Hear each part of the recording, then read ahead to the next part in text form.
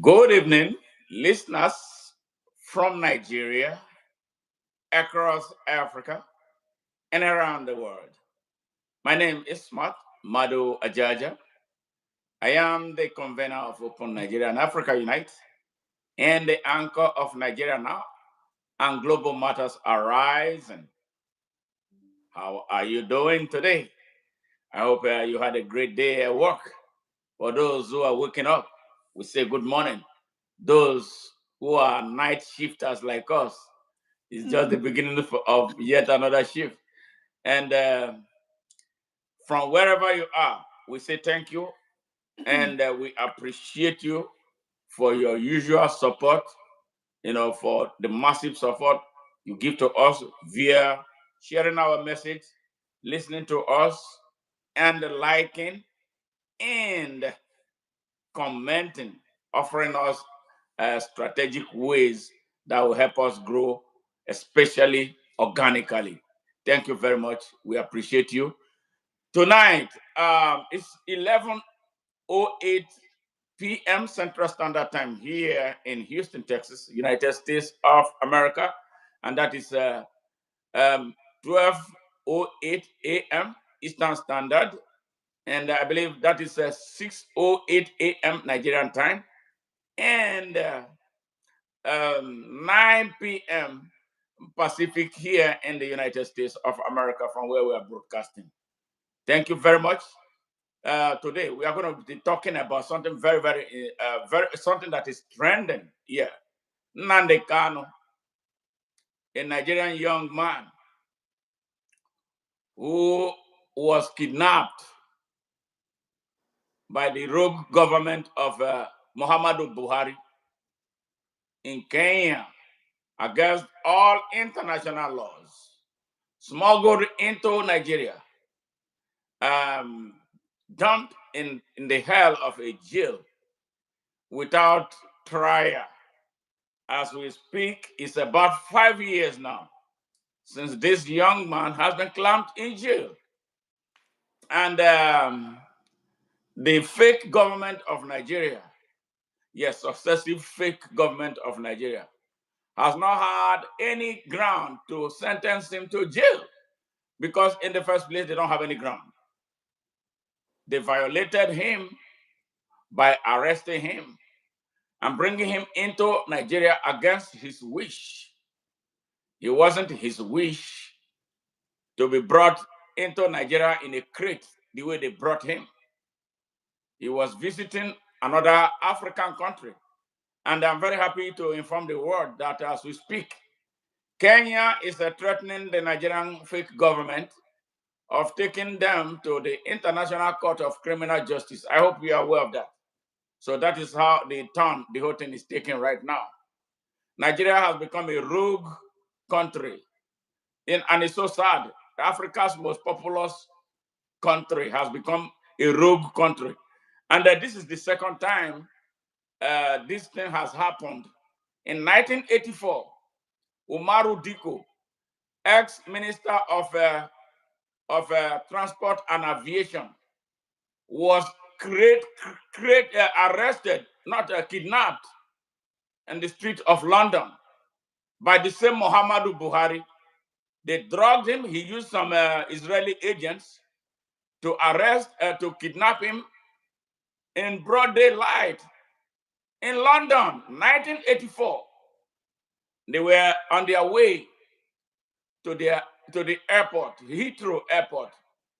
They put him in a diplomatic bag. How wicked Buhari is, how that evil man. No wonder he died like a piece of trash. Yes, Buhari again, he was who did this to Nnamdi Kanu. So he has a penchant for doing that. He's a kidnapper and he's a terrorist, the grand commander of Boko Haram. Yeah, we thank God that he's gone to face hell, if there is hell out there. But I believe there should be a special hell for him. Muhammadu Buhari. This morning, we are talking about this issue of the arrest and detention, illegal detention of Nnamdi Kanu without trial, with an ex-Biafran soldier. He's going to introduce himself to you, but let me do a little bit of justice to that. He enlisted into the Biafran army at the age of 12.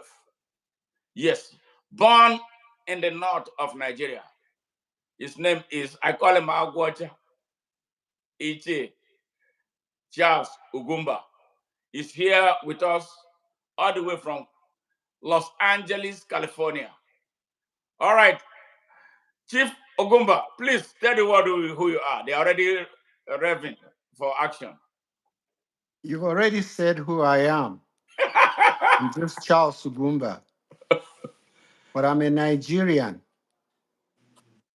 of Biafran extraction. I am a conditional Nigerian.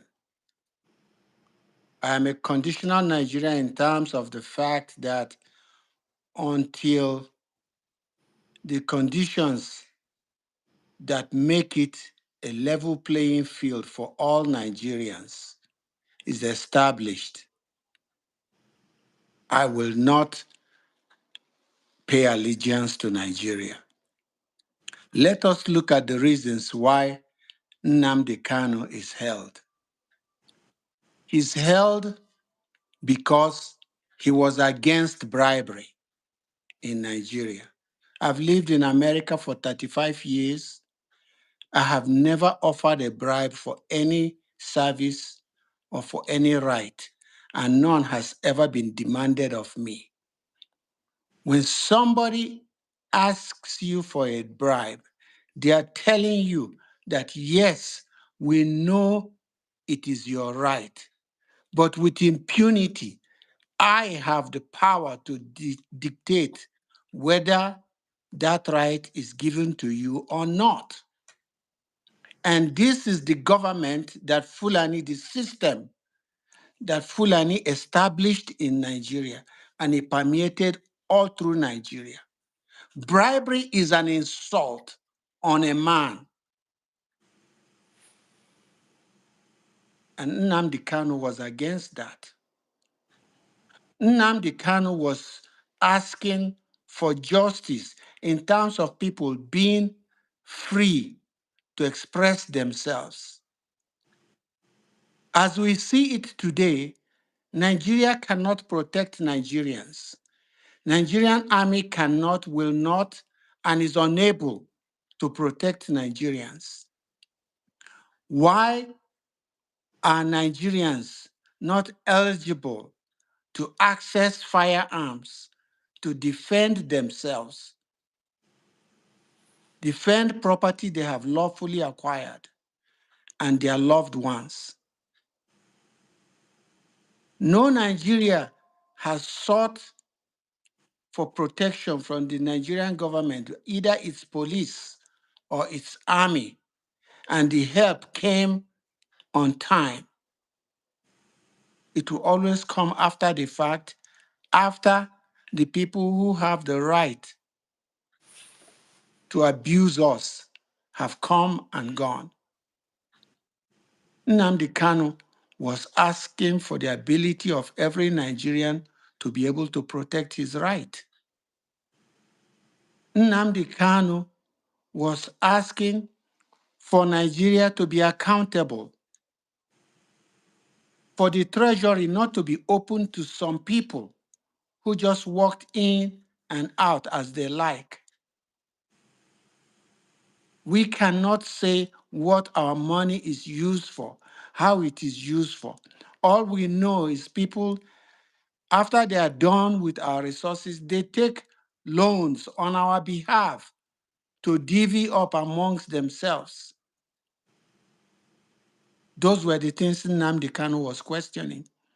He was asking, why is it that the resources that are produced from the southeast part of Nigeria, which sustains all of Nigeria, is not invested in part in the region?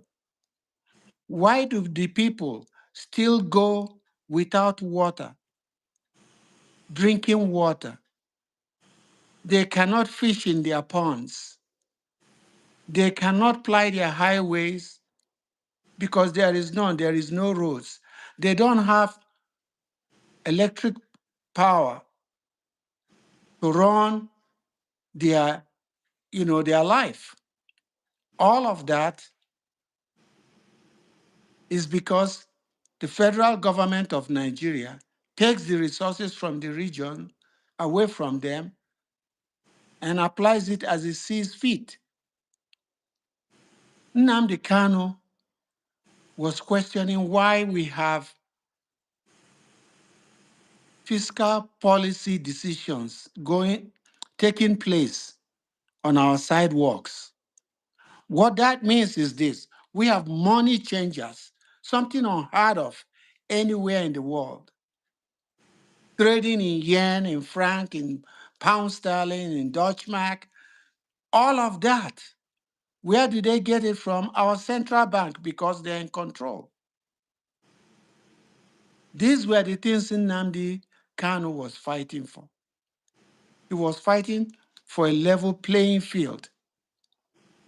He was saying that the Nigerian army was set up to protect Nigeria's borders and to fight our external wars. They were never intended to patrol our streets, to hold us hostage like an occupation army. The Nigerian army has usurped the role of police, and the people who control and run the government and run this army are Fulani. And he was against that. Nnamdi Kanu felt that police should be selected, derived, grown from within the community. Every community should have its own independent, autonomous police because Nigeria's laws are written. They are there for everybody to see. Police in every community can enforce it. Nigerians do not want somebody from Kazaure policing the people of Akure, or somebody from Hadeja policing the people of Owerri. We want the people of Akure, the people of Owerri, to draw up their own police ranks from amongst themselves to hire, fire, and equip these people out of their own resources because there is enough resources in terms of taxation that can support such a force. They can train them from a central clearinghouse, uniformity of training. But why should we have police from Sokoto policing the people in Owerri, other than to enforce Sokoto mandate? Nigeria was carved off for the purpose of the Fulani empire set up by Ottoman Danfodio. When you see how the bastardly wicked British people drew up the map of Nigeria, what they called North, you will tell that person who drew that map to give you some of what he is smoking. Definitely not marijuana. It's drug. He should give you some of if he considers that an equitable map. Yeah.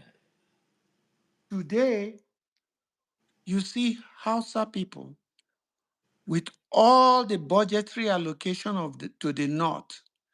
They don't have good teachers in their school. They don't have health care.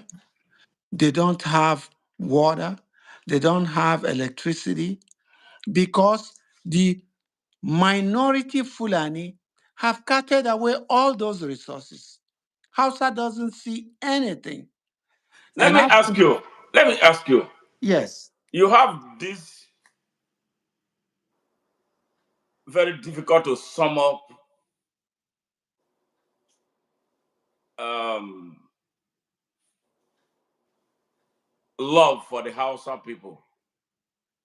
What what drives you? Because every time I hear you speak about the Hausa people, you speak about it with this type of passion that is so difficult to describe. What is it between you and the Hausa people? Every instinct of my being was around Hausa. But you're an E- Igbo man. Every experience that I have Yes. that is pleasant was around Hausa. Hausa children, Hausa grown-ups. I trust Hausa primarily because a Hausa man will find it very hard to imagine that one human being will cheat another human being. It is not in their makeup. They will not lie to you. Don't mind that because of the conditions in Nigeria where Nigerians have been put in very difficult situations, people's morals and ethics are changing due to hunger, due to want, and so on, and the weak cave in. The Hausa would rather remain poor than to rob you. He will not harm you. He will not do anything that will afflict pain on you. Why do you think they call the Igbo people Nyamiri? Nyemiri? Because they looked at them as travelers and they consented to give them water to quench their thirst. If you ask and the Hausa has it, he will give you or he will share with you. A Hausa woman was the nanny of my children. Each of them, by the time they were going to 3 months, 4 months, when we sent them with formula, milk, with Mama Larva, by the time we go to pick up the child at 5 o'clock in the evening, she has fed them the same tuwo she fed the children. When you offer the bottle to the child, he throws it at you because he doesn't want it. All he sees is Mama Laraba's children eating the food and she joins them and eats. I just love Hausa. Oh. Now, the plight of the Hausas in Nigeria. Prior to this time, many Nigerians knew everybody or thought about everybody from the north as being Hausa. And when the elements holding Nigeria hostage, they speak Hausa too. And everybody mistakes them for the Hausa people. And they commit this horrendous mayhem against the people of Nigeria, and with special reference to the Hausa people. Now, for the person who did not understand this before now, how can you break it down to really describe the Hausa man as not being responsible for all the atrocities that Nigeria thought that they were responsible for before this time of awareness? The criminals in Nigeria are Fulani. They are criminals. You mean all of them or some of them? Those of them that are not have not spoken up loud enough against their people. So that makes them accomplices. Yes, they are accomplices. But there's one Fulani man that is speaking up. Um, um, uh, um, That Prophet Buba, El Buba he runs a church in Jos. He came out, so he has been coming out so harsh but I don't think we have enough many people like him who are speaking up. Let's even forget about whether he runs a church or not. What the church is running is a church of foreign religion. He's not. He's not Okay, I know. running I'm just an. trying to give a Yeah, he's clearer not running definition. an indigenous Nigerian church. Yes. We are talking about Fulani who are Muslims. Fulani Muslims. Mm. What Fulani Muslim have you seen condemn the action of Fulani? Which I've one? not really seen. Kano government is 85. Kano state is 85% Hausa. The chairman of the local governments are 90% Fulani. Kano, How are they able to do this?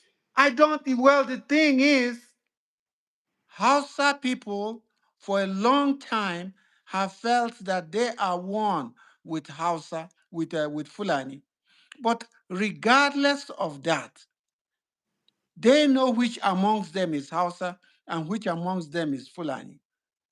And this will have continued permanently, forever, had it not been that the Fulani made a crucial and critical mistake. They started attacking their own backbone, the people on whose shoulder they have used to defraud Nigeria all these years. They started attacking Hausa communities. They started killing Hausa even in mosques, inside mosques. And that's not something new. They did that to the king of Zaria, Macau, when they attacked him in a mosque and he was unprepared, that he had to flee to Suleja and abandoned Zaria. So the Islam that Fulani practices is not the same that the original Hausa practices. Hausa had Islam before Danfodio. Yes. He didn't bring Islam to them.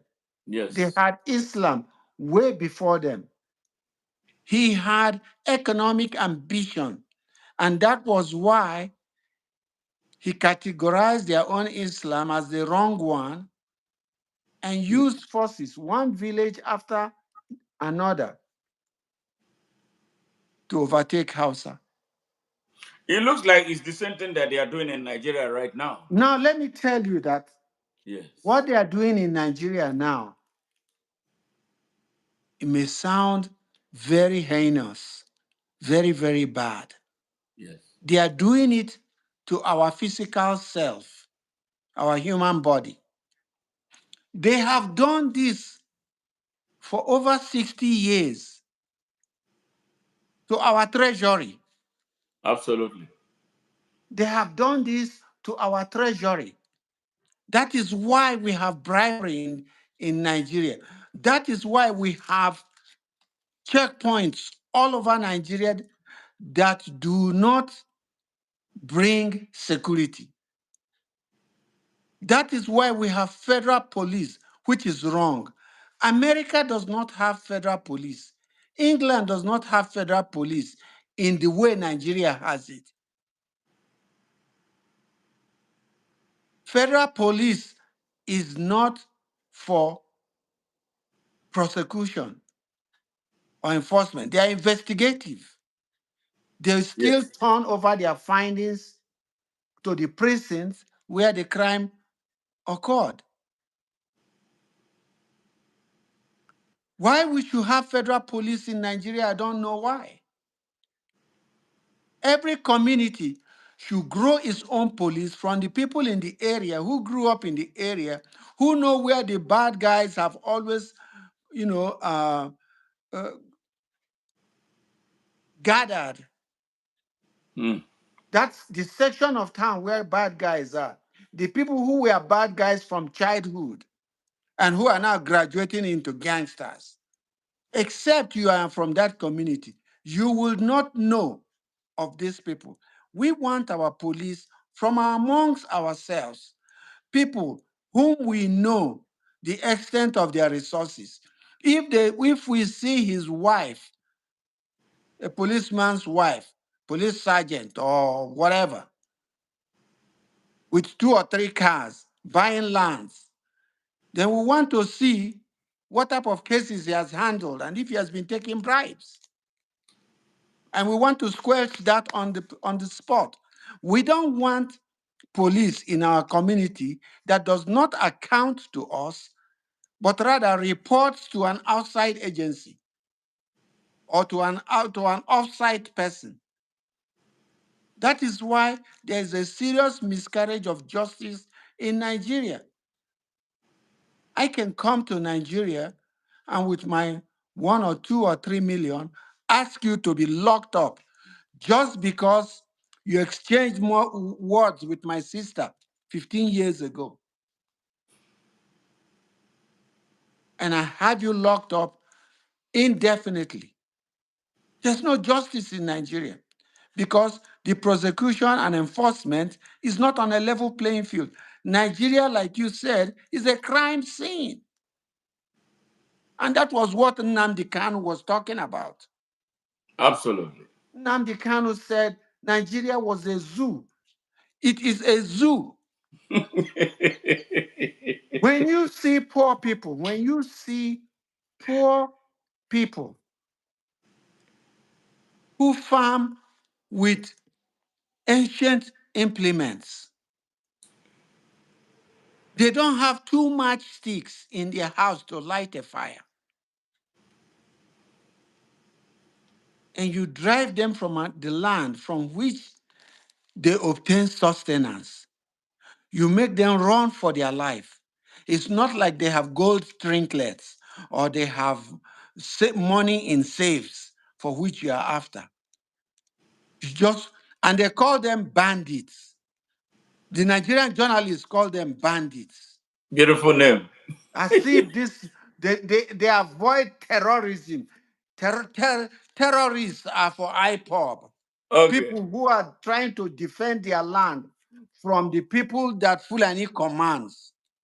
All right, Dr. Ugumba, just a second. Yes, listeners from within Nigeria, across Africa, and around the world, including the United States, you are listening to Matters Arising at ONN. Our guest tonight is Mr. Charles Ugumba, a Los Angeles, California-based Nigerian and a former ex-soldier on the Biafran side who enlisted in the Biafran army to defend his own land against the genocide that Nigeria brought upon them between 1967 and 1970. So today, if you are joining us for the very first time, we welcome you to this program. And if you are especially in Nigeria, look, whether you're a Nigerian or you're a Biafran, you are an African or a person, any person who has human heart, heart, not the heart of stone. I will suggest that you do us a favor, share this message so it will get to as many Nigerians as possible and as many Africans as possible, and as many people, good conscious men and women everywhere on earth, to hear this, what is taking place in Nigeria, where we come from. So, Nigerians, thank you very much for those of you who have joined. And I can tell you, you will not be enough, because we want to see more of you, because it is for you, that we are doing what we are doing. We live here in the United States. We can say forget Nigeria. I don't want to use the F word because I would have done it. A lot of people have done it. There are a lot of Nigerians here, and there are thousands who have turned their backs on Nigeria. They don't care about Nigeria. And there are some of them do so because they want to be able to visit Nigeria with nobody questioning them. But we have put our lives on the line. We have put our security on the line. We have even put members of our families back home, on the line for what we believe should happen in Nigeria, so that that country will be a country where justice will reign for everybody. So, Chuck, please share this message. Aubrey, thank you very much for joining us. Chibuzo, we appreciate your presence here. And Livingston, yes. I don't want to, Mr. Livingston, um, um, if you are here to disrespect us, we expect you to show respect. If you are here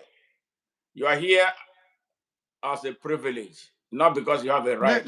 Let me address Yeah. So if you Mr. come here to Livingston. disrespect anybody, Let me you know address. it is very easy. We will kick you out. But I will give Mr. Ogumba the opportunity to address you. So perhaps after you listen, you will be able to understand. I don't know what drives you, and I hope it is not the usual tribalism. So if it is your tribalism, we don't tolerate tribalism. We don't tolerate hate here. In a minute, you are gone. We don't care who you are and what you represent. And you see the two persons sitting right here. Nobody, two of them, they are not scared of anybody. All right. So when you are here, behave yourself. That is what we expect of you. Behave yourself. So, Mr. Ogumba, address that young man Well, the because thing is, the uh, problem of Nigeria is I mostly am ignorance. hoping, I Yes, am hoping that he is a Nigerian, I hope so. and It looks like it. if he is a Nigerian, Yes. the, let's just say he probably has traveled outside Nigeria. Hmm.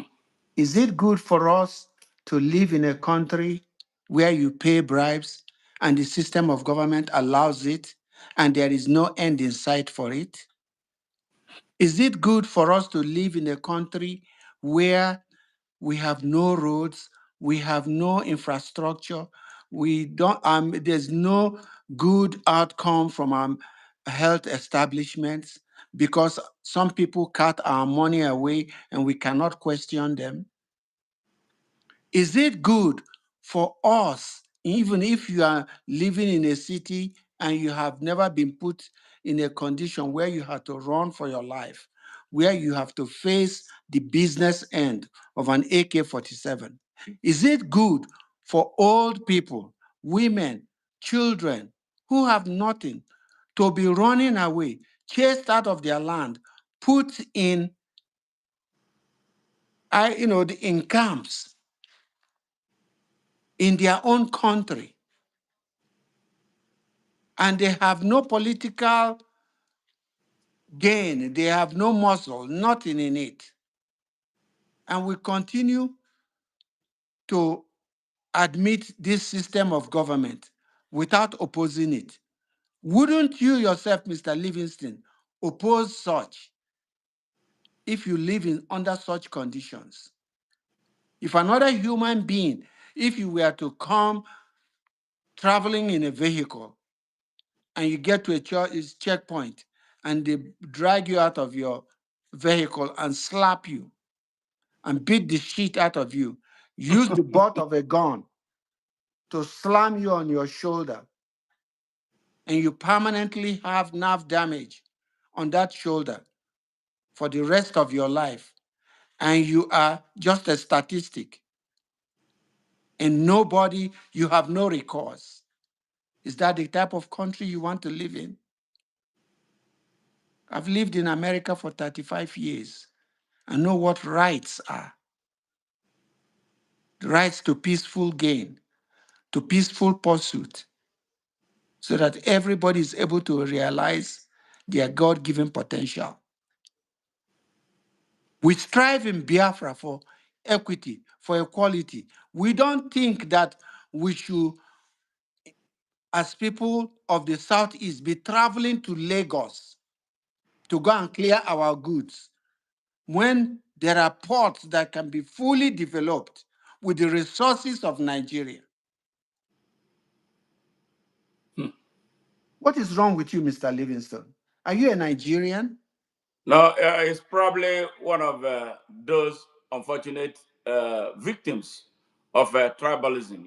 They pass it from generation to generation in Nigeria, and it's so sad that this generation is carrying that baggage of tribalism, nepotism, and hate.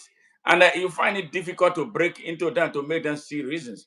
That is What what he we said. That is what what we that are is what he saying is defended. that Yes, we, as people from the southeast, do not want to live in that type of Nigeria. If we have to live in an unjust Nigeria, let us out. If somebody is traveling in public transport and they see how the driver is falling asleep on the steering and he says, "Let me out, stop this vehicle and let me out," is that a crime? it's not supposed to be a crime. It's not a Self-determination. crime. Let us out. But you know, whether Nigeria likes it or not, whether Tinubu likes it or not, whether Mr. Johnson likes it or not, we now have Hausa awakening. It is on their shoulder that Fulani did their rampage over Nigeria. Hausa are on the verge of taking back that power, and eventually, legislative muscle will return to the indigenous people of Nigeria, and we will live in peace again. It's a And it will seem, prophecy. It's a prophecy that must come to pass. It will seem like Fulani never happened. Don't ever think that Fulani will overrun Nigeria. They do not worry about the western part of Nigeria because they know that those are yes men. They have always worried about the Igbo, the southeast, because we question authority. We question a situation that does not look right to us. And Fulani will not overcome Biafra. 40, 50 years ago, 60 years ago, they probably could, but they must remember that if we don't have it, we will build it ourselves. We can make it ourselves. We are like that. You can't stop the Igbo.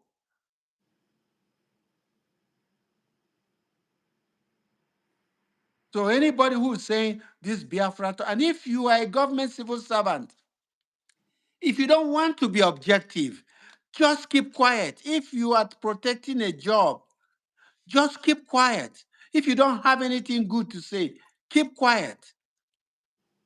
Because the Nigeria of 30 years ago is not the Nigeria of today. If you're a young person and you are having children in Nigeria and you are imagining what type of Nigeria on this trajectory that your child will live The 30 young years people in from now, Nigeria, they don't understand anything 30 about years what's going from on. now, Yes.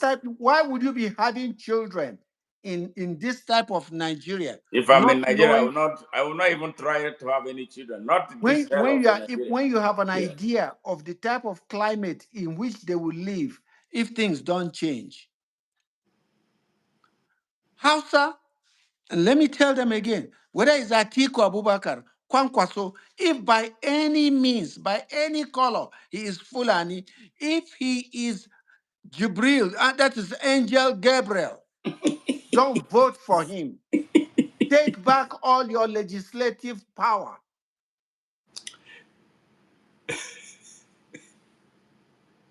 Do not listen to, listen, when Nigeria became independent, the first two foreign heads of state that visited Nigeria were Pandit Nehru of India Yeah. and Julius Nyerere of Tanzania. Tanzania.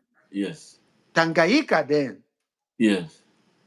We stood on Kawo Road in 1962 and lined the routes with flags. We were dropped in Ministry of Works, MOW, dump trucks from Kakuri to go and line the streets near the aerodrome in Kawo in front of where, I don't know if they moved the Nigeria Defense Academy, in front of that place for them to come in. I knew when Nigerian army was in Kakuri as one field squadron, Nigerian army engineers. I knew Obasanjo when he was a lieutenant there. The first car that Obasanjo drove as a human being was a Triumph. In primary 5, I played soccer with Donkat Bali. He was a 22-year-old second lieutenant Wow. who would join us in the evening to play ball because he was just a kid himself. The Nigerian Army engineers moved to Kawo, and one field battery, Nigerian Army artillery, which was where Donkat Bali was, came to Kakuri. I witnessed the coup myself.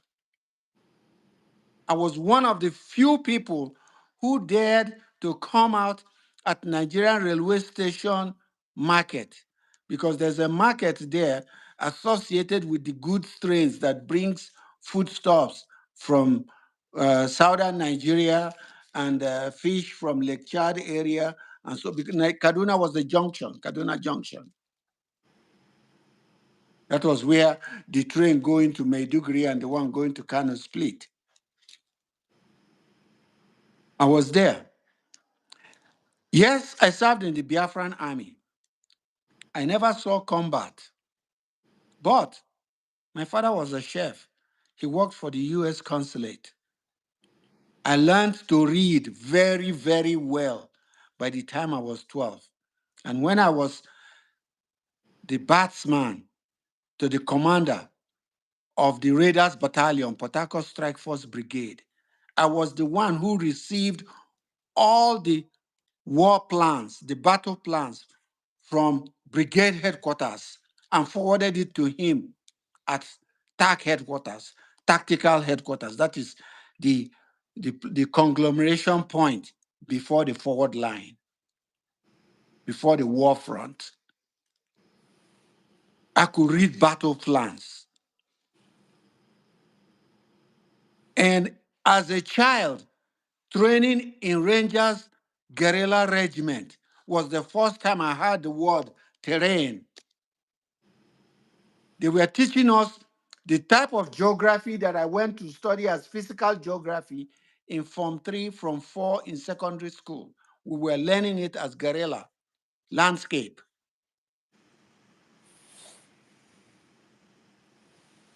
Wow.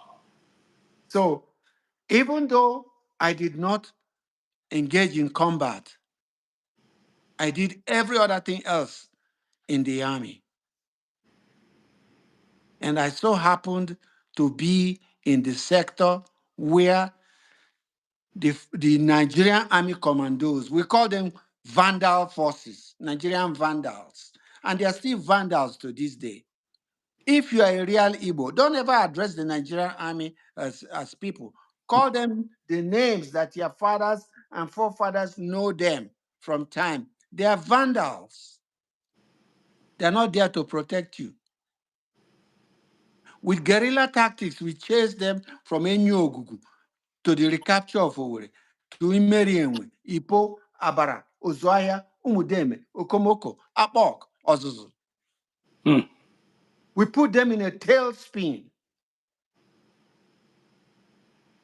If Aba sector did not fall, leading to 3rd Marine Commando just trekking into Ahera Junction, which is the heartland of Igbo land, because it is 30 miles to Owerri, 20 miles to Umuahia, and 20 miles to Aba.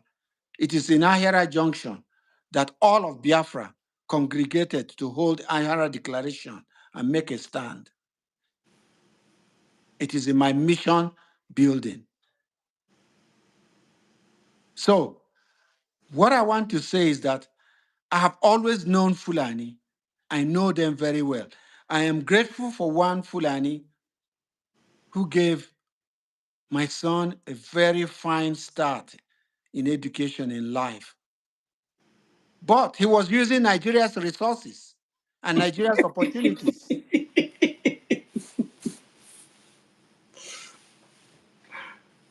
Okay, okay.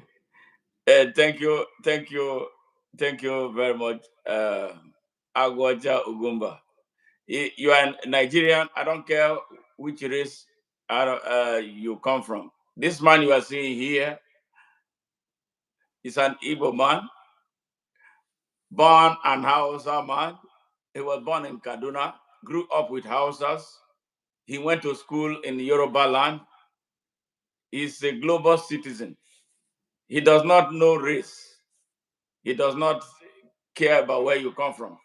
This man is doing a lot of things in Nigeria, and he's doing so much for the Hausa people. He is revered now by the Hausa people because they trust. Because one thing about the Hausa people is once they trust you and they know that you are for them, they will put their lives on the line. It's unfortunate that for a very long time, we, the majority of Nigerians, did not know who a typical Hausa person is. They are some of the uh, um, most gentle people. You know, they don't, they are not into the kind of a competition that we know some Nigerians from other parts of Nigeria represent. They are always very content. And it's unfortunate that they were victims for as long as they have been. And their trouble started in 1804.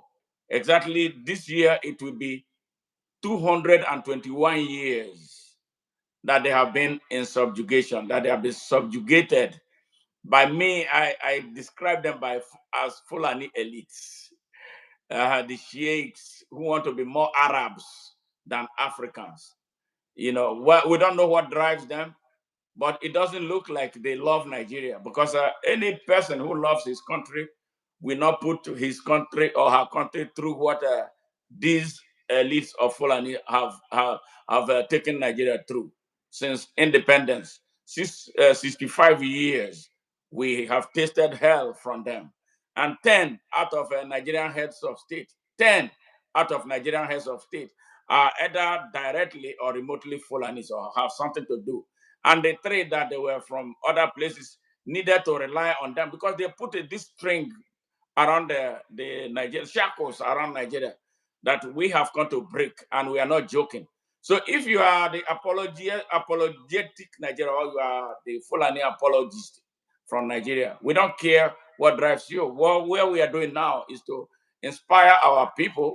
We deserve to be free. Our people have a right to be free.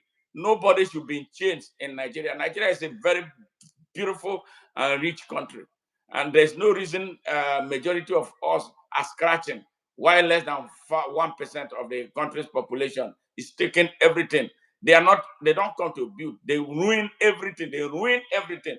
They seize our strategic institutions, including the Nigerian armed forces that you see. That is not army. I don't believe in Nigerian army. No, no, no, no, no. That is not an army of the Nigerian people. It's a crazy terrorist army. That's not an army of Nigerian people. An army that is only used to kill the people of Nigeria, and especially the Igbos and those from the Niger Delta, and maybe some from the Middle Belt. Remember when they were used in Zaki Biam? Yes, remember. And what remember Odi, and most recently Okwama in Delta State when they deployed them to wipe out a whole village. This same army that cannot fight Boko Haram, they see Boko Haram and they turn the other way. Yes, Boko Haram Yet, elements inside the army. Nigerian army has been destroyed. So that is not army. Don't respect that army. It's not your men- army. They mention don't care about Yelwata, you. Yes. Yelwata, Barkin Ladi, Yes. Zamfara, Yes. Hausa communities, all of those. Yes. We are in the 21st century, for goodness sake. And before we finish this broadcast, please give kudos to Kaltumi Alunbed Jitami, the very tireless Hausa woman who Yes. has been working very hard to sensitize Hausa people, who has been bringing to the forefront. She's not sugarcoating anything. She's just telling them what is going on. Yeah, that woman is Alunbeji something else. Yes. Alunbejitami, Yes. before her life ends, will be conferred with the order of the Grand Commander of the Federal Republic. She She is. will receive that honor in her lifetime. Yes. That Because woman is doing so much for the Hausa people. except we all band together as indigenous Nigerians and help Hausa get the foot of the Fulani over their neck, out of their neck, we cannot recoup Nigeria. It don't Wow. matter what party you are. If it is a Hausa candidate, vote for him. If it's a Fulani candidate, don't even let him come on the ballot. It don't matter how many condolence visits Atiku Abubakar does, or letters that he sends, or who he goes to visit, or whatever. This man was just a customs control. He has never done any job in his entire life other than in government. He owns a jet, if not more than one. He has millions, almost as much as God. That's how much money he has. Don't vote Atiku. for the fool. Don't vote for that fool. Atiku is wasting his time. Though I am not. Don't listen to Kwankwaso. No, no. Don't Do not allow a Rufai oxygen. That one is a pure die-hard terrorist. Nuhu Ribado. It's no good. All They of are no them. good. All of them. All All of of them. them. Yes. If he is Fulani, he will need a password to walk the streets in Nigeria. Okay, but Mr. Gumba, can you respond to Mr. Sam Onyekwere? He said, my brother, Nigerian judiciary is another form of Onisha main market and Alaba market. The more money you have, the better chances of goodies for you. Brown envelope judiciary. So, what do you have to say about the Nigerian judiciary? He has a question for it. Nigeria's judiciary is like every other thing Nigerian. It's like Nigeria Ports Authority. It's like Nigeria's custom. It's like Nigeria's army, Nigeria's police, you know. And I'm happy, although he was a kid then, he says, he was 6 years old during that time. So he probably was starting primary one or something like that. But one thing is this: if you are born in Kaduna, you are a Nigerian. If you grew up in Kaduna, you are a Nigerian. Because the Fulanis are very few. You don't have much interaction in it. They're in the background, just stealing. If you grew up in Kaduna, it means that you have some Hausa influence around you. And it makes you a homogeneous Nigerian. You know, I cannot say enough for Yoruba people because in March 1970, right after 3 months after the Civil War, 12 weeks after the Civil War, I was enrolled in Aquinas College, Akure, in a dormitory. I was the first child from across the Niger to enroll in that school. It was hell for me. Mm. What happened? Well, because they taunted me as people who have lost the war, especially because by I, then, I can all imagine. my instincts were military. Wow. All my attitudes were military. I did not, it's not boys' company or bullshit, this or that. I am Biafran Army number 211373. Do you know how many telephones I have had since I came to America 35 years ago? I don't even remember my phone numbers, Hmm. but my military number is etched in my brain. Wow. Say it again. What's the number again? 211373. Two one one three seven three. I received that enlistment on the 12th of August 1968, at Aforu Rangers Battalion Training Camp in Ahiazu, Mbise. Get out of here. Now, how did your father allow you to leave Kaduna and go to the east to be enlisted in the army as a child? Well, there are two reasons. There were two reasons. One reason was that I witnessed the coup. I was a city boy. I had had proximity to soldiers all my life. I went to a school, an army children's school in a barrack. So soldiers were not anything, wonderful to me. Yeah. I would take the train. I went on the train up to Abrani after Enugu fell, up to Abrani to Mm. go into the army. They would trash me and kick me out and tell me there's nobody like me in this rank, in this file, looking, to be enlisted. Okonano, Wow. when he fell, Uzakole, a particular recruiting officer kept seeing me over and over and over again until they said, okay, we will need somebody who can speak Hausa so that when we take when we take stragglers, that's what we call, captured. Yeah. Yeah, in the Biafran army, we call them stragglers. Mm. People who have lost their way, who missed their group, you know, in the heat of battle, maybe they were running and they ran the wrong direction.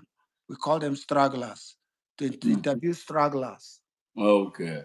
That is where I came in. And then the second reason was that life was getting hard in Biafra. And I did not want to be one more mouth to feed in the family. Wow. So there were two reasons why I insisted on joining the Biafra army, and I followed it through until I made it Wow. into the army. And I received full military training. I received full weapons training on armed combat and then handling of explosives. Mm. Now, during this period, were you in touch with your parents? No, but for a while, when the Biafran army was still able to pay salaries, my mother received £2. Uh, you know, the money that they paid me every month, £2, I sent it to her because I didn't have anything to do with money. I didn't know what to do with money. I was the commander's batsman. There was, we have a special indent in the house. That's what the army call, you know, supplies from the army store. Yes. Yes. Wow. Wow. Wow. So, wow. I Wow. used to come home wearing shorts with an Yeah. AK. With an AK, it's not forget about Nigeria now. We have Fulani. Everybody has AK and so on and so forth. I came home as a 12, 13-year old 12-year-old. with an How AK. was it? How was it with you, a 12-year-old? Because I'm trying to imagine a young 12-year-old in Nigeria today, I or did not. even here in the United States. I grew. A I didn't. 12-year-old. I didn't grow up in the. I didn't grow up in the village. I You, grew. you, I was a you city. I was a wow, city boy. I spoke Hausa. I spoke Igbo. I spoke good English.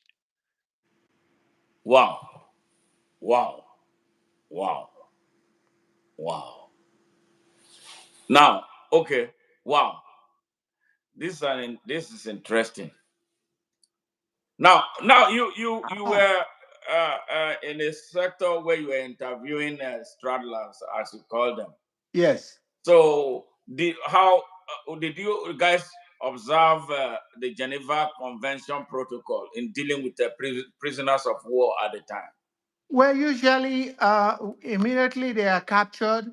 They are, the interview doesn't take place at the TAC headquarters. They take place at the battalion headquarters, and then they are sent on to brigade headquarters, Whatever happens there, I don't know.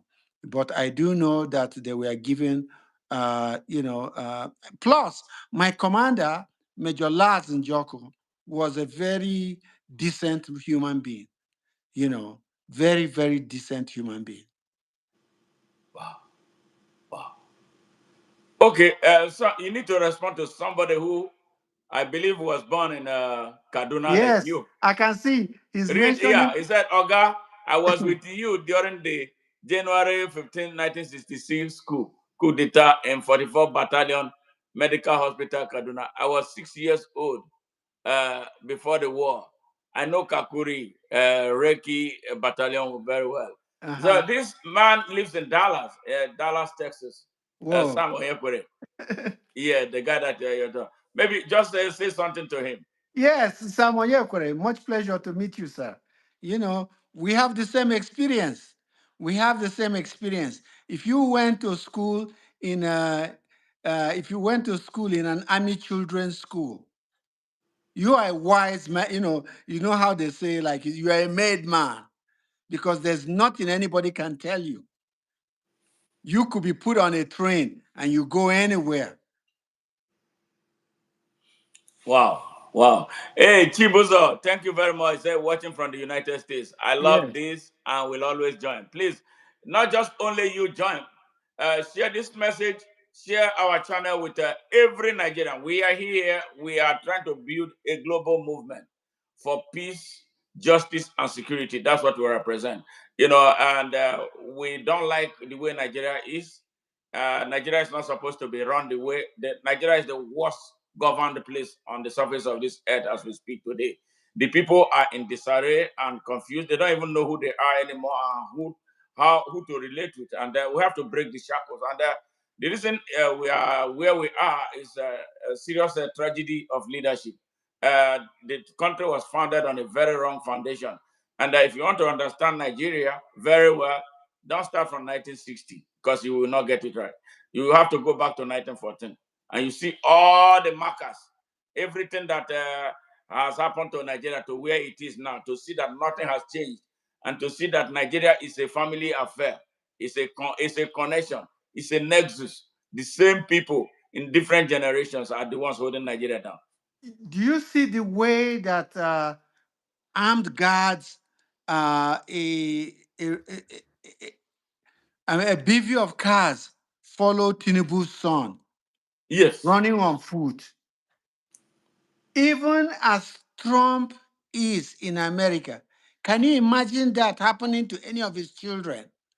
No, it Will can't happen. Americans accept it? No. Why do Nigerian legislators who come to the West, who go to Europe, you see things that are not accepted there, and you go home, you accept it. You drive from your house to the National Assembly, and you're seeing checkpoints, you're seeing irregularities, you are seeing police and army terrorizing people, and you do not bring up any bill at all. Let it even be read and then discounted. None of that matters to you. What type of human being are you? They're not human because Our own let's just understand this. The only way out for Nigeria is a rebirth of Hausa. Hausa are the only people who can supplant Fulani. Once Fulani is supplanted in Nigeria, Nigeria will then start the slow and steady progress back to civility. While absolutely. Hausa are under the clutches of Fulani, Nigeria is in jail. I know this broadcast is about Nnamdi Kanu. We have enumerated the reasons for why he is fighting. If you think you have had it bad as a Nigerian, consider Hausa who have lived under this heinous Fulani, greedy, crafty, evil Fulani for 221 years. If you think you are a Nigerian and you are suffering, what would you say has happened to Hausa? They stole all the allocation to the north for schools for them, hospitals for them, you know, every everything for them. Now, we're going to go back to Nnamdi Kanu for a little minute. Now, I want to ask you a question. You hear north, you hear south. Me, I know that there's nothing like south. They just okay. I think some reactionaries they want to talk about south, but there's nothing like south. But north, I hear north, and until recently, I have a different perspective of what the north is. Now, but I want you to share. Maybe when you share yours, I will share my own what I now think about the north. What is north? What is north to you? What do you understand by north that you will want to share with our listeners, especially those coming from Nigeria? This north, Not of what? massive north. What is it? Not of what? Not of where? This is a contraption by the British in collusion with Fulani. And the reason why they did it is so that the government in Nigeria will guarantee that procurements for the Nigerian space will always come from Britain, be it Land Rovers for the army, equipment for the construction industry, every kind of buying will continue to come from Britain. That is why they put the worst type of people to run Nigeria. And for a long time, Islam in Nigeria did not get militant. So Hausa did not worry because they are all Muslims. It is in recent years that you start hearing Izala, you start hearing all these factions that attend militancy, Maitasine and his people and so on, in Islam, that the lines begin to crack. The lines began to crack in Islam. Hausa used to think that so long as we are all Muslims, then there is no problem. But that is not so. Fulani are not Muslims. Fulani are there. They are some greedy MF sons of you know who.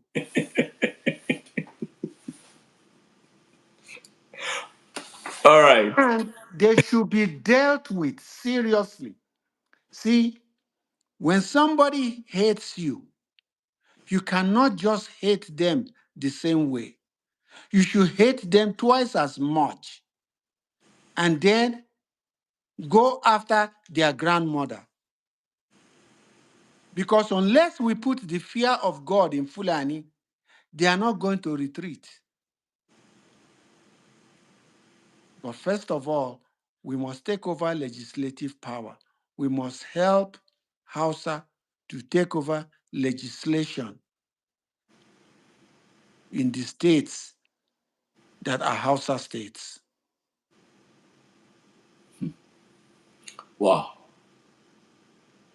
Now, thank you. Let's shift back to Nnamdi Kanu.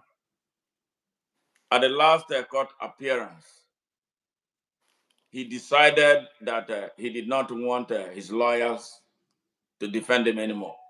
He opted to be the one defending himself.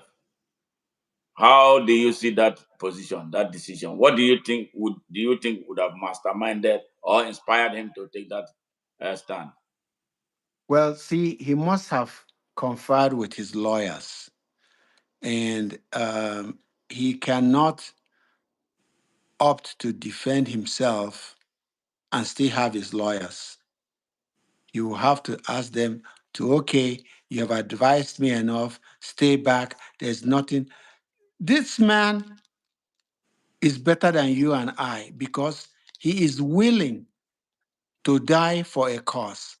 And the thing is this, any human being who has no cause for which they will die, has no cause for which they will live. You know, Nnamdi Kanu has said what he said. He is being prosecuted by a Yoruba president, by a Yoruba attorney general, by a Yoruba judge, by Yoruba prosecutors. And what it is that Yoruba people are carrying the water for Fulani. They are doing the bidding of Fulani. Unfortunately, they are on the wrong side of history because we are now in the period of Hausa awakening. Hausa will supplant Fulani and all this nonsense. Fulani have been crafty for 221 years, but then they made the tactical mistake of cutting their own nose by attacking The the Hausas. Hausa upon whose shoulders they have done all their crime in Nigeria. And that was a fatal mistake. They unscrambled the egg, they scrambled the egg, they can't put it back together. Once you have scrambled the egg, you can't put it back together. Hausa and Fulani can never go back together as one again. It does not matter what Jingri, Sheikh Jingri says. What we are talking is Muslim ticket, Muslim ticket. Now they have seen what Muslim. We are, we have a country with a fool who never makes any pronouncements to the Nigerian people, never allays their fear, never tells them okay, because the buck stops at his table, regardless of what is happening. He has never come out one day to give assurances to Nigerians. Well, I don't think give any assurance to anybody because you can only give what you have. One, it has a huge legitimacy problem. Any person who carries the baggage of illegitimacy, you know what it is, So that is why I believe he is the way he is. Plus, he's a drug dealer. He's a drug user. It's a crackhead. This type of crackhead you see in gas stations that they dressed up and then forced on the people of Nigeria by the middle of the night and declared winner of an election that he lost so fatally. And unfortunately, the Nigerian people kept quiet. Now, one question I want to ask you. Nigeria has this army of what they is supposed to be an army of intelligentsia. Or how would you rate the intellectuals in Nigeria? Looking at the sorry state of Nigeria and their criminal conspiracy of silence. Um, Cut them a slack. Okay, well that's me. You call it then. Cut them a slack All right. because they are under threat of life and limb. Mhm. The Fulani captured power with Hausa numerical strength at the polls, and they denied Hausa any say in Nigeria's government, and they have run it fully to their benefit. All of those legislators at the National Assembly, they have a gun pointed to their head. In Nigeria, you could say something in the National Assembly and you will not make it home, and it will just be another statistic. The only way out for Nigeria is for indigenous Nigerians to support Hausa to recoup legislative power out of the hands of Fulani. It's going to take us many more years, even after that has been achieved, for this reorganization to take place, because the Nigerian army is an army of fifth columnists. They have, when they were moving weapons to the south, first of all, we saw them, we said, why are these people coming in droves in trailers? They're just bringing them in trailers. into the south. They had nothing in their hands. Their weapons were on the way. And what they did was staff all the checkpoints with their own people who gave them a pass through. But they will die in our forests. They're not going to make it back. They can only terrorize us for so long. Okay. Now, good. Now, going back to the southeast of Nigeria, so much is taking place. The insecurity in the place and the way I don't even think I should even ask you because I think you have overflogged that. How the Nigerian state responds to security situations in the southeast of Nigeria, the speed with which they go into that place and do what they do. Now, my question for you in this area is about the attitude of the governors from the southeast of Nigeria and the political office holders at the National Assembly, looking at what is taking place in the place and the attitude of these people, they seem to be in line or aligned to those who are The oppressing. tormentors, who are the tormentors Yeah, of the Nigeria? tormentors of the people of Ndibo, or what they call Biafra. How would you what if you saw a governor of Southeast, you are with him in one room? What will you say to him about what the attitude they are behaving like?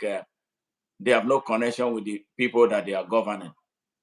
So what how would you what would you say to them? I know some of them they listen to this program.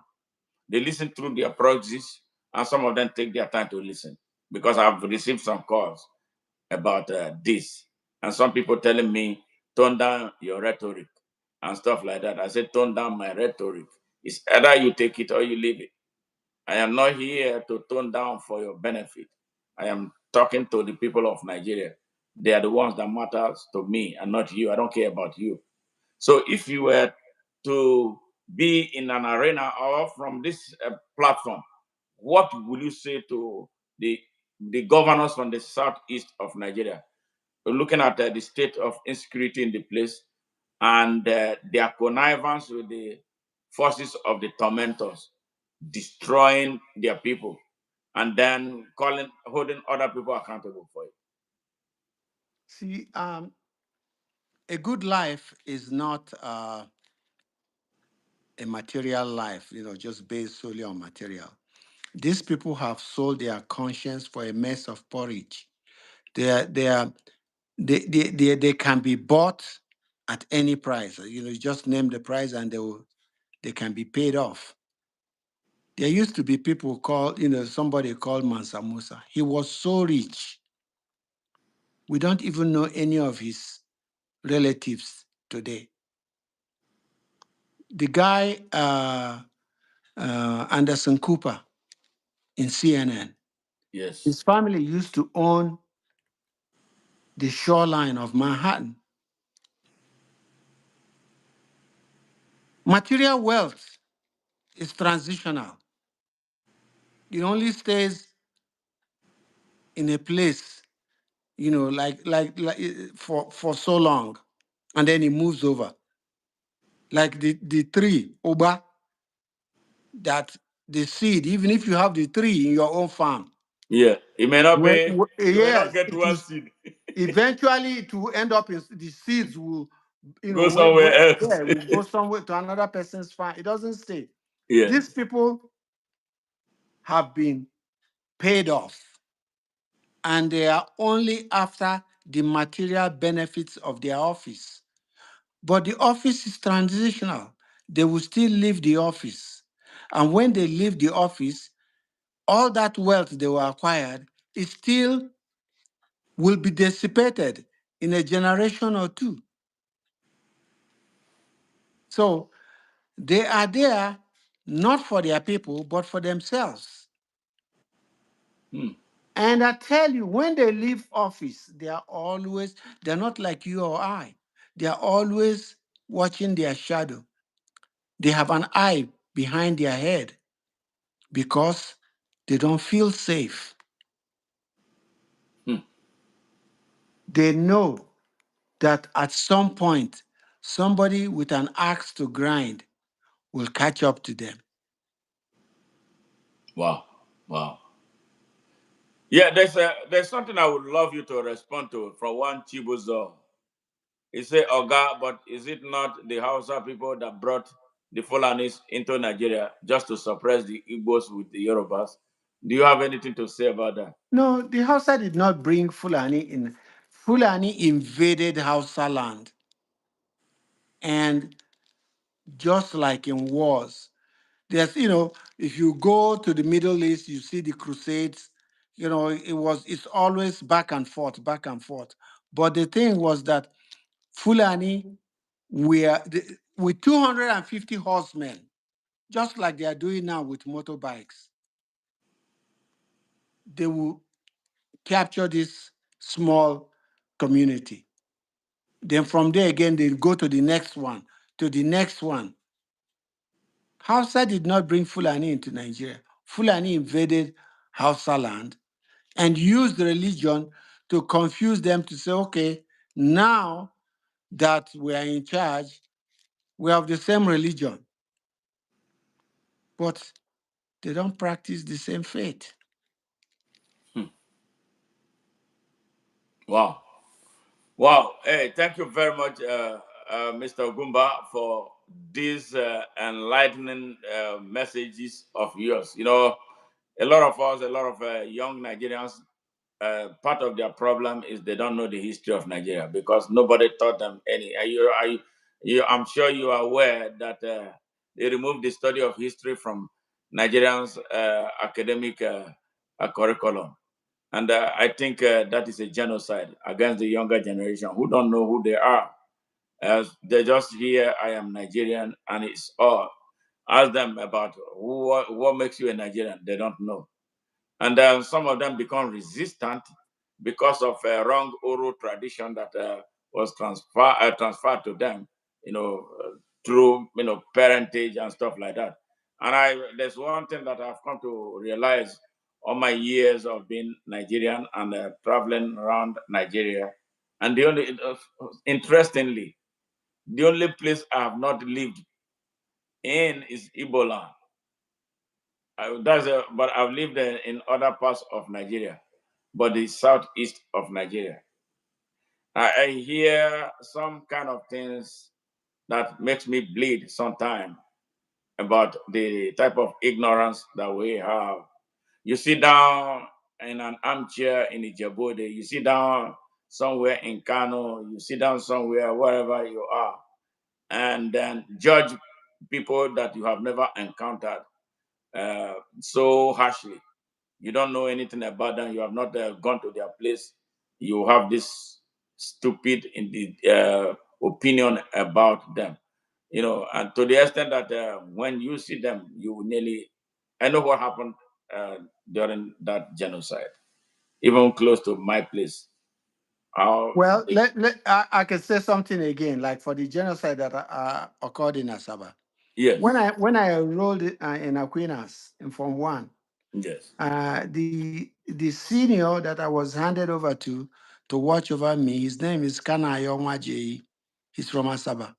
His yeah, whole, his whole family perished when the Nigerian troops shot people in Asaba yes. and killed thousands of people in Asaba. It was horrendous. Yes. So Kana Ayonwa J was the senior that was protecting me. He was in lower six science at Wow, Aquinas College then. wow, I was in lower six and I was in Form 1. wow, wow, wow. Yeah, quite a time. Quite a So time. I had the stories of what happened to the people of Asaba. It was every market day. Murtala Mohammed. Every 4 days, he was lining up as a barman. I was shooting them like lizards. That's what he did. He enjoyed doing it. He loved doing it. He did it so much. And I guess karma is really real. Karma is real. And Murtala Mohammed, his entire family was nearly completely wrecked too. And what happened to him on that February 13, 1976, when Dinka did justice to him? Yeah, so I hope that serves as a lesson to other wicked people. But we evil people, they don't learn anything. They don't learn. They don't learn. So those with the benefit of the And hindsight of we should never capitulate to them. We no, should never ever capitulate to them. no, You know, no, I no. cannot tamper my words. If you ask me not to hate, oh, don't hate. Why will I not hate Fulani?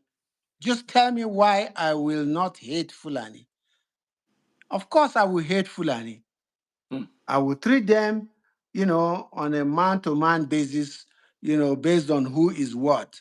But then, even the one that has not done any wrong with me, I will not deal with him because he did not call out his brethren who were doing wrong to my people. Yeah, that's one thing I find funny about the Fulanis and the Muslims in the north of Nigeria. They keep quiet when people who have any kind of affiliation with them are destroying others, destroying Nigeria. What do you think is responsible? That is it an Islamic injunction? But on the other side, I see Yorubas who are Muslims. They don't behave that way. So what No. is it? What about What's Yorubas who going are on? Christians? What about Bakare and all that other people? Don't they see all this wrong happening now? Is Nigeria better now than at the time of Jonathan? Didn't you hear them? Hue and cry. Yes, Didn't you yes, hear them? yes. The thing is that people decide on their own basis to shut out reason, good reasoning. Huh. And when you see that their religion, this and that, all of that is foreign religion. I don't look at any religion as a black person. God made me before any other race, or every Absolutely, other race started with me. There is absolutely. no way that God can go speak to somebody in Chaldea before he spoke to me. That's impossible when I'm already existing here. Any The truth. story that they tell there about their religion, about this and that, I just tell them to take that The, nonsense out of here. yes, the You truth know, the world does not understand. They don't know is this, and this is why you and I are here, sharing with them. Sometimes when you say some of these things, it's like an illusion, some kind of funny stuff. The only man God used His hand to make was the black man. He did not make it. God made only one man. he can't love any other person more than he loves me. Yeah. So It's when they impossible. came, tell us about there are some people who are God's children, people of God. I will begin to wonder. So does God discriminate? They have not checked with me. Yeah. They have not checked with me before they make that kind of statement. All right. Now there's something going on. Again along this religious line. Just some weeks ago, Senator Ted Cruz here in the United States raised an alarm and sent a motion to the House here in the United States alleging that there was a Christian genocide going on in Nigeria. How would you react to that? Because since he made that statement, Nigeria has become so uneasy. Even Saad, that evil man, he has been restless and sleepless, like a man who killed a goat, an innocent goat with a stone. Yeah, he will continue to stone to demonstrate that he did not intend to kill that goat. I don't know why the Nigerian officials have been so restless since Ted Cruz raised Yes. that issue. Yes. Uh, Before we even talk about the Ted Cruz, something, the two questions have come up here. One person asked, why did Ojukwu kill all his lieutenants for no reason during the war. And the person asking that question is the Yoruba person. Well, I want you to know that there's something that is called battle orders. It's just like Christopher Musa says, when you see bandits attacking Nigerians, don't wait for your commander to tell you what to do. Just shoot to kill them. That's a battle order. Now, anybody doing something different there is liable for court martial. And the second thing is somebody asking why anybody defending himself has ever won a case. Who told you that Nnamdi Kanu wants to be set free?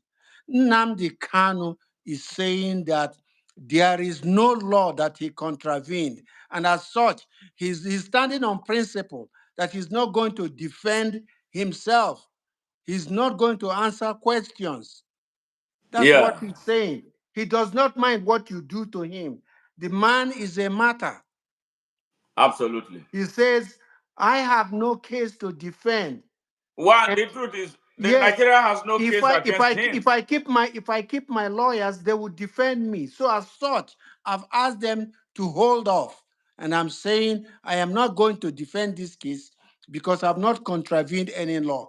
And he has not contravened any law because all he's advocating is self-determination. Which What is a is basic wrong with human right. somebody Yes. saying, what is wrong with somebody saying, I don't want to be the member of your organization anymore. Let me out of this boss. What is wrong with that? Britain got out of the what do you call them? Their European Union, and Yes. the world did not collapse. He didn't What? collapse. Yes. How come Igbos Nobody cannot should get be out of where he Nigeria? or she does not belong. Yes. Why? Yeah. What? Yes. Now, to add to what you have said, yes, any individual can defend himself. I have defended myself 3 times here in the United States. I had lawyers handling my case. We got to the court. The lawyer started making a suggestion to me that we should make a deal that I did not agree with. So I told him, no, you are fired here.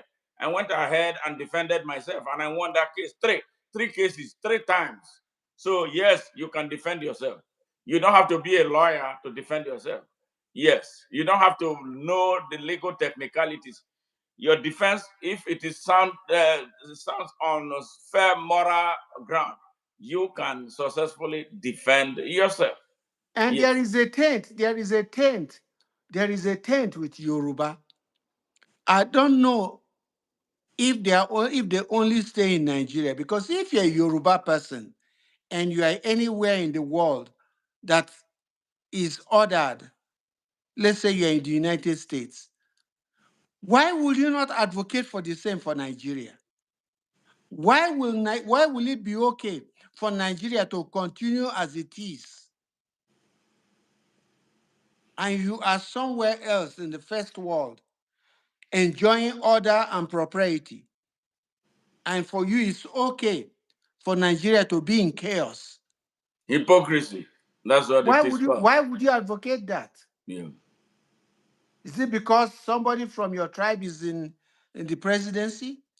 And the, Is the it only thing the only thing you benefit when you're somebody from your place is a president or governor of it, you it's just a wishy-washy euphoria. And evil man and is an evil man. Evil does not know boundaries. you Criminals don't care. you Through land his you land policy, he's destroying the Yoruba people, he's killing everybody. And you you land at the stand Lagos beside, airport. Before yeah. you travel to Ikeja and so on, the checkpoints about 510, they have extorted you and so on. Do you know what extortion is? They don't know. Extortion is another man telling you they have bigger balls than you. A robbery. That is robbery. They shake you down, Yes. and they feel that they have the right to do it and that you can't do Do anything. anything to them. Yes. Why will any man of any calling accept that type of condition? He will rot in jail. If he rots in, who told you that he does not want to die for the cause of Biafra? Those derogatory things that people say, they don't And they are understand. Nigerian, and they are Nigerians, and they Yeah. know we have a rotten country. Yes. They know we have a They are running country. suffering. The person who is doing this may not have eaten since the past 2 days. And there's some of them, they come here with sponsored data. They buy them data to come and, The gutter in front of his house is yes, flowing with sewage. yes. The gutter in front of his house is flowing with sewage. Is It's that a sad. way for a human being? Maybe you are an engineer. You are an engineer. You have never had the chance to build anything in Nigeria. Nigeria have been producing engineers who can't do nothing. Nothing. Chinese construct their roads. When they are coming, they bring their workers from China, prisoners in China. They bring them to as workers here. The Nigerian people will be looking. Oh, Chinese people build RCC. That is what they call them. It's the country is upside down because lawless people, brigands are in charge. We have to break that country down and build a country that everybody will belong And to. you will see Yoruba, they will keep sitting on the fence. You don't know what they straddle the fence. They will never be real Nigerians fighting for the cause of a proper Nigeria. You know, can you I don't think it is all of them. Again, it comes again with that conspiracy of silence that is so troubling to us, because I think a lot of people don't understand what nationhood and citizenship is, and the government and the state, they don't understand that. So these are things that I have for a very long time been struggling to teach those who are willing to learn that there is a difference between the government and the state. The state is for all of us to defend. You don't defend the government. And that is why I was having problems with the General Christopher Musa. I think he found out now in a harsh way. Incidentally, the day he was fired, I had prepared a message for him. But, when I woke up, I woke up to the news of his being fired. And it hurt me because when he started, he was speaking like a politician. He was making more political statements than Bola Tinubu himself. Maybe perhaps to impress him that he's a general. That's not your business. You're a soldier. So a soldier has no business making political statements. But towards the end, it looks like he changed. He started speaking the truth to the heart of what is happening in Nigeria. Here they go. They fired him. What do you think was responsible for his firing? they just brought up trumped up charges about people planning a coup, and because he's the head of the army, and so on and so forth. The same drug dealing ways of Yes. Tinubu, whom we never see. All he does is just fly out and go and borrow money from China and and France, borrow money and share it amongst his people and so on. This guy came back to Nigeria after he was let go in America. He was a what do they call him, a Chevron accountant. He worked as an accountant there. That Which was account? Which company did he work? All these it's things were all made no, up. no, It's a no, no. lie. But it somehow he cornered the situation. He cornered the situation, and now he's a billionaire. He sold drugs. He was a drug dealer here. He was one of those responsible for the destruction of Gary, Indiana. You go to that place like a ghost town. I went through Gary. I felt bad. That Gary was where Michael Jackson was born.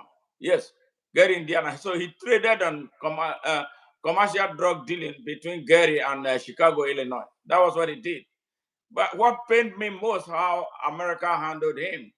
They collected nearly 500,000 US dollars and asked him to leave the country. Unlike an America that would put him in jail for destroying the lives of Americans. I don't know what happened, man. I really don't. It hurts me. I wish they did that. Now, painfully, we still have not been able to access his FBI records. They don't want to release it. Joe Biden sat on it and did not release it. We don't know what is going on. Yeah, at that time, they were making dispute about the election. It's crazy how we ended up where we are. Now, do you believe that there was a coup in the first place? I could care less All about right. whether it's a coup or not a coup, or who they reorganize the army and not they reorganize. All of these people are just people that usually mostly when you hear them, Lieutenant Colonel this, Brigadier that, they're just people, they send them for 6 months course. They have the foreign exchange at their command, and they come back, whether they pass or fail participation, they give them another rank. They give them another rank. You have people, general, and we have an army, the original intention of which was to protect Nigeria's boundaries. What they do now is to patrol our streets like an occupation army. Yes. The Nigerian army doing the work of police. There The is army is no being reason, destroyed. there is no reason for the army to be patrolling a domestic, you know, uh, environment. Why is Absolutely. the army on our streets? Why is Nigerian army on our streets? All of this is what Fulani brought to us. The intention of the Nigerian army is to fight foreign wars for us and protect our boundaries, not to patrol our streets. That is the job of police. And even that police should not be a federal police. Every community should have its own police because our laws are homogeneous. You know, they are written. Everybody can read them for themselves and interpret it. Why do you need to bring somebody from somewhere else other than to be a listening ear and to keep us all under chains? Hmm. Yes. Listeners from Nigeria, across Africa, here in the United States, and around the world. We've been speaking with Mr. Charles Ogumba. Very, very knowledgeable. Young child soldier who enlisted in the Biafran army at the age of 12. And he did a lot of exploits, to where we are. So defiant, a very patriotic Nigerian who wants the best for Nigeria. If you joined us today, please like, share, and comment. Suggest how best we can do. What our mission is to build a big global movement, for peace, justice, and security. We thank you for joining us. Mr. Okumba, somebody appears to have asked a question. One Ifeanyi Akwolu. He said, please, sir, why is Igbo World Congress not saying anything till now? Please, sir, can you tell us about that? Do you know anything about the Igbo World Congress? All of those people are jobbers. You know, they are just seeking. If they have anything, let them contribute money and help Hausa get Fulani off of Nigeria's back. That is it. There is no other solution to Nigeria's problem. We must deal with Fulani. Igbo World Congress can't do anything. They can, well, maybe they can um, sensitize other countries in the world. That's where they should be working, in world capitals, trying to influence uh, opinion about Nigeria, like they did in the U.S. Congress with Tom, Cruz and so on. Like, if they are doing that, okay. But if they are trying to say that they can bring pressure in Nigeria, they can't do anything in Nigeria. If they contribute money, let them give that money to Hausa so that Hausa can galvanize itself and get Fulani off their back and return Nigeria to Nigerians. Wow. Wow, wow, wow. Yet somebody else said something as a brother Sam. He said, Nnamdi Kanu can be expensive at times. It is suicidal for self defense. Ted Bundy in America asked for self defense and lost and was found guilty and was executed. What do you have to say about that? Ted Bundy is nowhere close to Nnamdi Kanu. Ted Bundy is a non-entity compared to Nnamdi Kanu. Nnamdi Kanu is the leader of a movement encompassing millions of people. Millions of people. His voice can make a whole nation stop. So Nnamdi Kanu is the leader of a revolution. He's not Ted Bundy. His case is very, very current in his mind with him.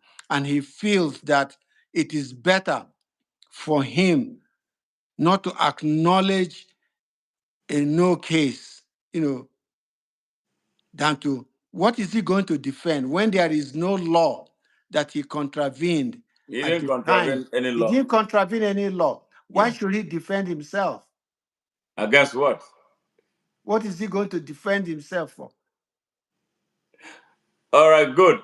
Benji 460, in line with the same thing, say absolutely false that nobody in the world has won a criminal case by representing himself. Please read wide and research more. Maybe not in Nigeria, but in other countries. I am in agreement with that. Though I had won cases, it was not criminal. I got three times I went to the court. My lawyers wanted to settle because they were scared of our approaching the judge. Then I fired them, and then went ahead and told the judge my story, and the jury. I faced them. Created my gave a rendition of what happened, and they returned a positive verdict for me three times. So it takes you knowing what you are doing. I think Nnamdi Kanu knows. I think there was a drama that played out in the court today, yesterday, when they came out, but the judge was so embarrassed because she could not even say anything but walked away and adjourned the case for later in the day. Who knows how it ended? The question here is not, it's like me, what I believe in. Nnamdi Kanu has done everything that I would do if I were in his situation. Yes, a system, I believe in what I am doing. I tell people the only jail that I would love to go to is jail because driven by what I believe in. Is You are talking about a spiritual ideology. It's not Biafra is a spirit. It's not just a mere case. It's some people, the spirit is inside that person. That's what he thinks. That is what he drinks. That is what he imagines at all times. So put him in a brick wall. That's not going to touch him. It's going to harden him the more. So that's just the thing. Now, the question before the people of Nigeria and those who are holding him hostage is what they will do with him if they let him out. That is why they are buying time. That is why for 5 years, the first time they had him for nearly 5 years, they couldn't prosecute him. They came back again, abducted him, and they have had him for nearly 4 years. What kind of case is that? No, If you cannot jail him, let him go. But they know that what if is they let going to him go, happen? they don't What understand. Go ahead. what is going to happen is when it comes closer to the election, if he's still alive, Tinubu will let him go, and then his people who are all of those, the leak spits, Yes. who eat the crumbs Yes. off of the table, who Yes. drink the dregs of the They will bottle take. They want to take. that they pass, They want then to. they will use it as a campaign tool. Oh, Absolutely. but Tinubu he let him go. Tinubu let him go when he saw there is no case and so on. They use it as a campaign issue. Exactly. But That's what they are. This is what they are. They are trading with him. That's just what this whole thing is about. That's what it is about. Hey, I don't know. We've been here for how long? 1 hour plus, nearly 2 hours. With Mr. Ogumba. Um, Let us. I will take maybe a couple of more questions. Uh, what do you think for Nigeria right now? This minute, this second, what do you think would make Nigeria get out of this hell that is it? I know you have said something in the past. Speaking to there is the only one solution to Nigeria. huh, Only one solution. There is no A and B. It's no one A and one B and two A and two B. It's only one solution. Hausa must supplant Fulani and take over the legislative responsibility that fraudulent Fulani has manipulated for their own evil intentions in Nigeria. And in 2027, it is going to happen because barely any Fulani will see any government or legislative office. That's what's going to happen. They did wrong. Fulani, for the first time, they made a tactical error by attacking Hausa communities. And by so doing, they turned the people who harbored them against them.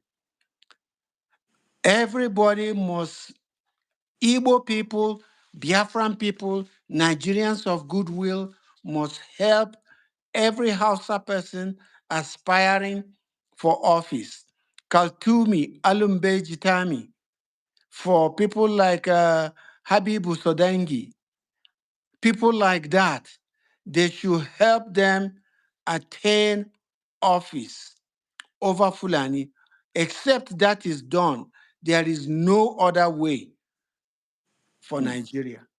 No other way Wow. other than a knockdown, drag out, a shootout. Because again, uh, you never know how America operates. If for any reason they provide arms for IPOB, then you will know that Igbos were steeped in war. We don't even Fulani will not even see daylight. If for any reason they want to say, okay, let's help Christians in Nigeria, let's provide small arms, just small arms to IPOB, all this nonsense will stop in 6 months. Wow, wow, wow. Thank you, Mr. Gumba, for your steadfastness. And we appreciate your presence here in our studio today. And we look forward to bringing you back again because I'm telling you, you're raking a lot of people, you know, very, very interested in this topic of discussion. So we're going to continue to talk about it until justice is done. So, do you have any message for Brother Nnamdi Kanu? Stay strong, hydrate, and may God be with him.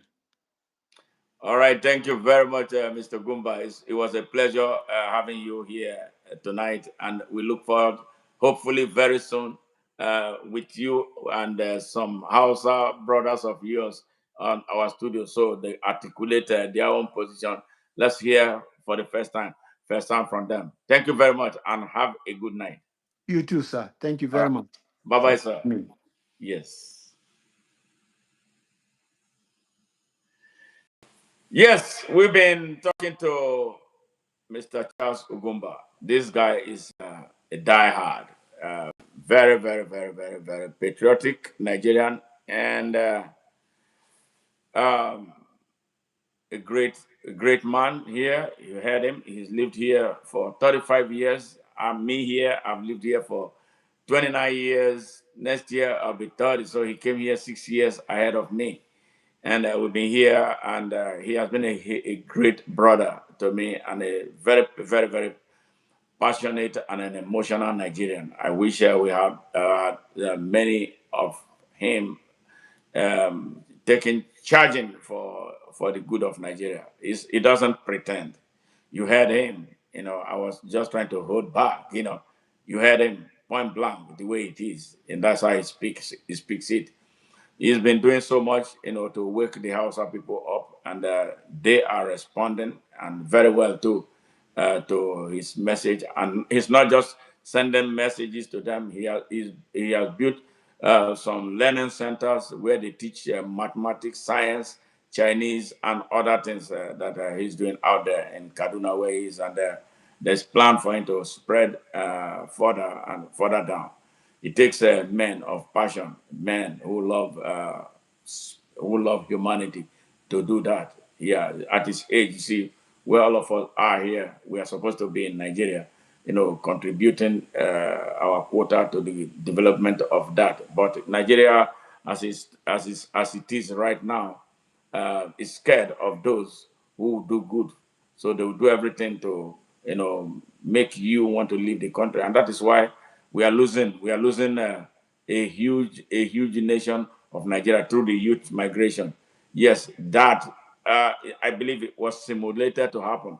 Yes, so these criminals will take over. They create vacuums, that our children live, trek through hundreds of miles across the Sahara, and then who moves in to take their positions? Strangers that become bandits and terrorists, harming our people, seizing our land, and taking everything. So it's so sad. And then for those who are left and those who love Nigeria, this is a moment for all of us to come together and do what we must, so that that country will not be overrun. Yes, because if they do that, history will not judge us fairly. The next generation will judge us so harshly, for our conspiracy of silence that led to the overrunning of Nigeria years before they were born. So with this, we call it a night, and I call on you again, and like I had always done, thank you very, very much for all those who subscribed to this channel today, those who liked, and those who shared, and please continue to do so. And we want to grow organically. We don't want to do it through any other means. We want to be talking to real people, and we thank all those who visited us for the very first time.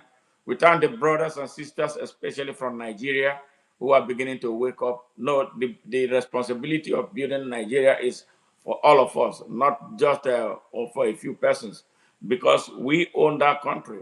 Yes, and as much as we have our basic human rights and our rights to the citizens, to the citizenship of Nigeria, we must also understand that we have obligations to that country, civic, moral, spiritual, and constitutional obligation to Nigeria. That when we see, like it is done here in the United States, and America will not look at you smiling when you are doing anything that will sabotage the overall interest of the United States of America. Because we do that a lot in Nigeria. We see things going bad, we turn our faces and ears elsewhere. Or we keep quiet because those who are perpetrating evil are from our tribes. They serve the same God with us. They are in our social circles, and so they will have right to destroy our country. But we don't know that the impact of their destruction, comes upon all of us. It comes on our children. It harms the next generation. We must build a country that is sensitive enough to think beyond themselves. Every country, every leadership, every citizen of countries, different countries, various countries on earth, they must be forward. They are always forward looking. It is the way it is for me now. What do I think it should be for the next generation? We work towards that.